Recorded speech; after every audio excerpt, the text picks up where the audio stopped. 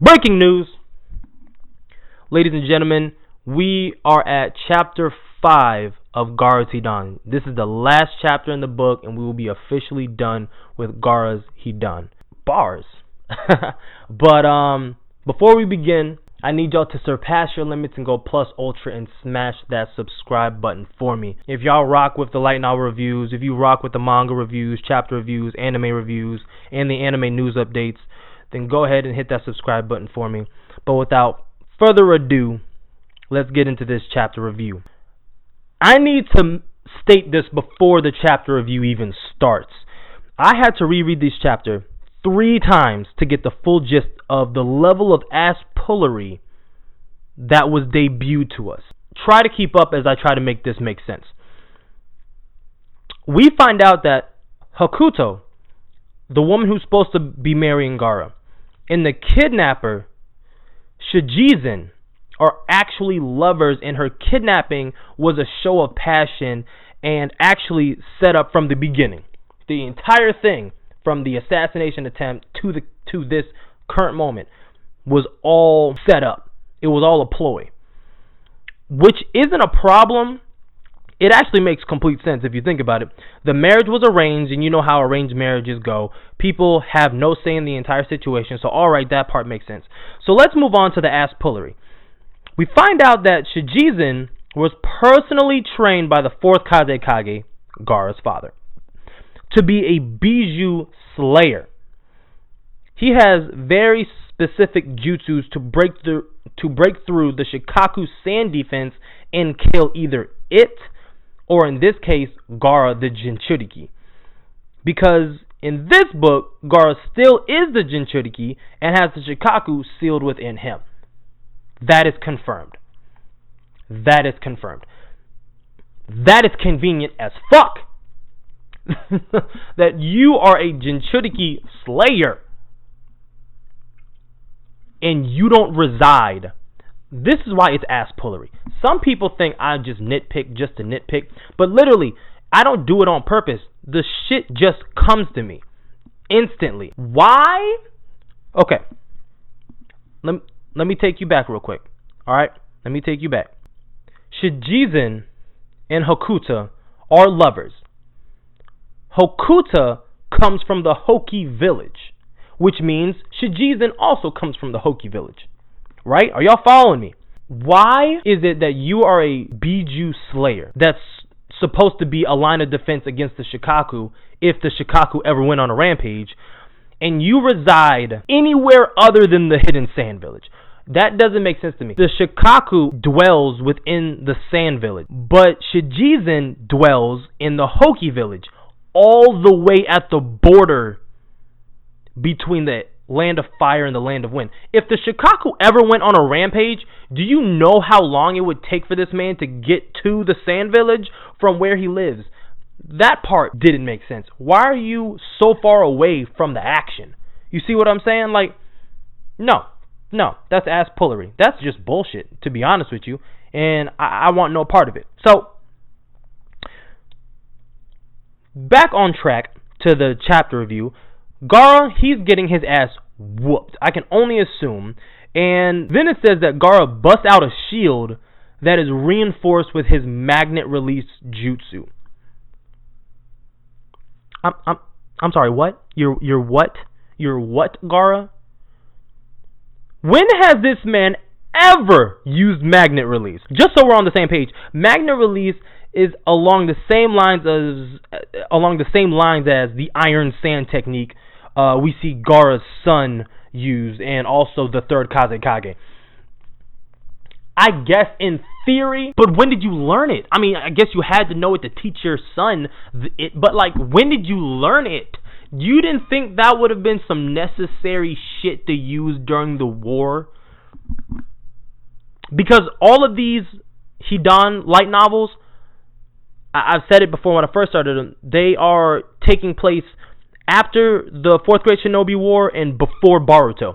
So, either you learn this after the war or you've always known it. Either way, what?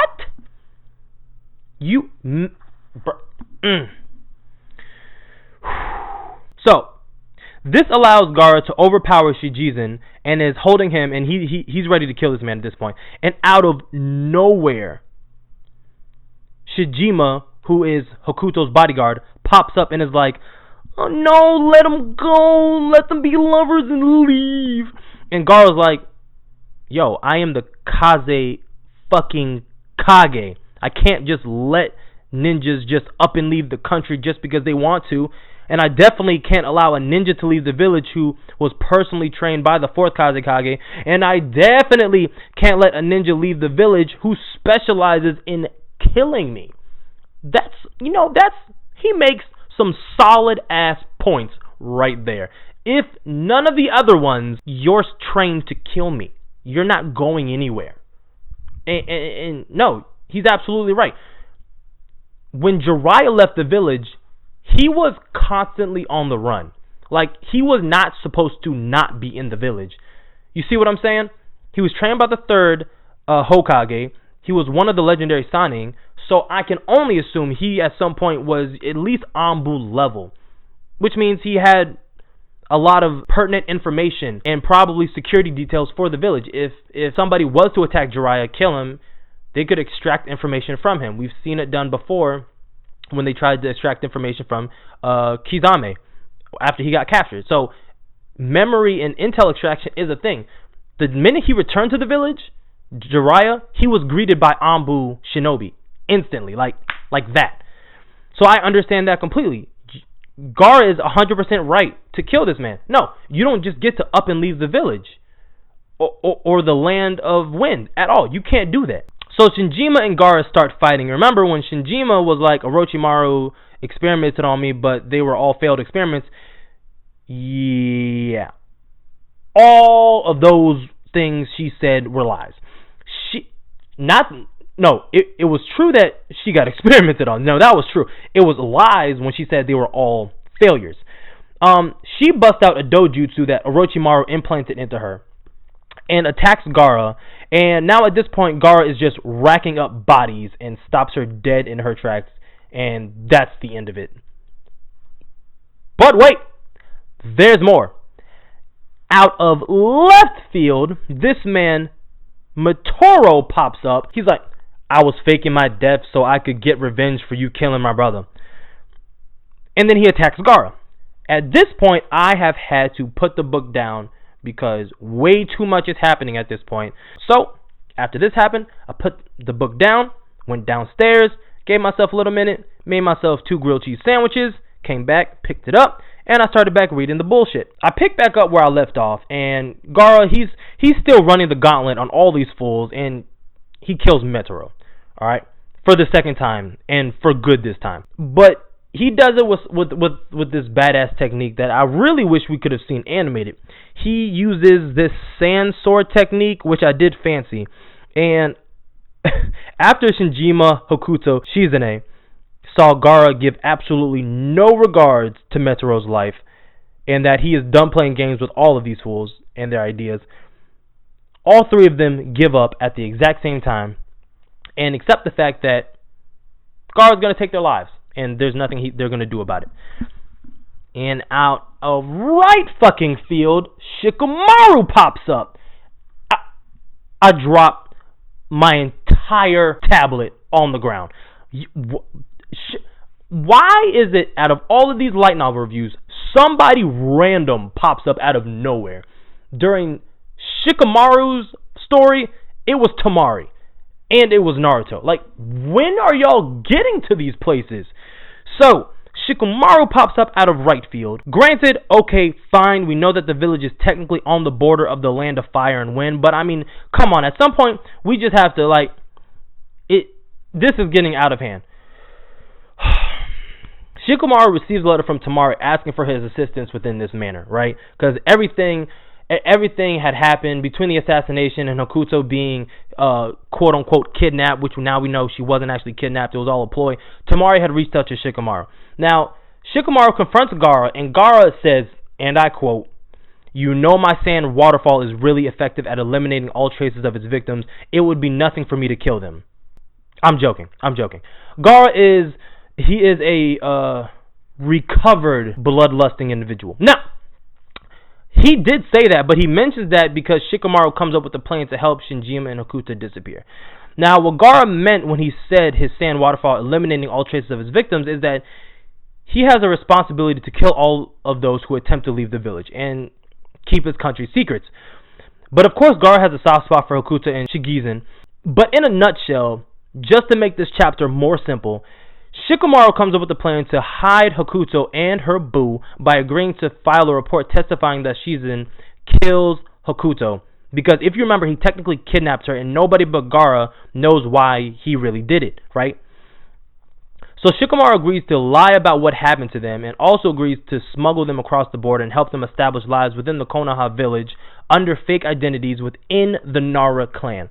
Now, I know we have to take these light novels with a grain of salt, but a lot of details from these light novels have proven themselves to be canon, and the whole point of these light novels existing is to bridge the gap of what happens between Naruto Shippuden and Boruto in the multiple-year time jump.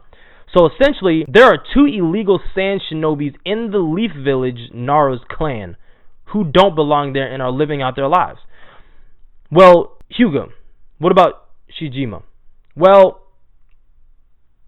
because she was a witness to all of this, Gaara had to ensure her silence, so he kills her.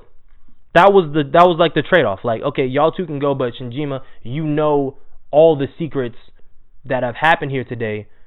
I don't know you, so that's the gamble. So apparently he was holding his sand sword this entire time, and while Hokuto was like, no, you can't kill him, she literally throws herself on the... I'm making that entire part up. None of that last half of what I just said was fucking true. Shinjima, she's alive, but because of her actions for helping her sister and her boyfriend, she swears her allegiance to the Kazekage out of gratitude, which really is saying much because you are a shinobi within the land of wind. So, I mean, you should already have allegiance to him because he is your Kage. Like, you know what I mean? Like, no, you have to do something different. But okay, now that's basically it. Shikamaru helped smuggle them into the land of fire and establish them within his clan. But that little piece that we talked about, Kankuro, within the last chapter, has risen its head again. And there's really nothing else. I mean, I was right in the entire manner, but basically to sum that part up, because they do touch on it, there was a mention of Kankuro and how I told you that Tanjiro was trying to get him to become the next Kazekage, but Kankuro quickly captures Tanjiro, and once captured, he admits that he hired the two brothers to attempt to kill Gaara at the formal that we went to at the beginning. In order to assist Kankuro with becoming the Kazekage, his plan was once that Gaara is dead, Kankuro will take the title of Kazekage and they will be rid of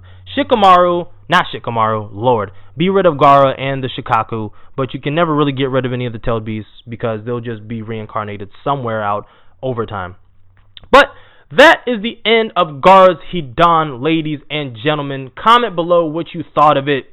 What did you think about it? Especially this last chapter. Lord, I wish there were just more chapters because I don't like when stuff is rushed like that. Like, that was a lot of information to take in and just a lot of rushed plot points. And, I mean, they wrapped it up nicely, but, I mean, there's no excusing what had happened in Chapter 5. I'm getting tired of niggas just popping up out of nowhere. Like, okay, Shikamaru, it's one thing for you to be in the Sand Village. How did you locate this man? You see what I'm saying? In an underground ruins. They weren't even in the village. They were underground. Shikamaru, how did you find them? But, look, if you're new, subscribe, share the video, like the video, rate the video, all that fancy stuff. And like always, keep it safe or wrap it tight. I'm out.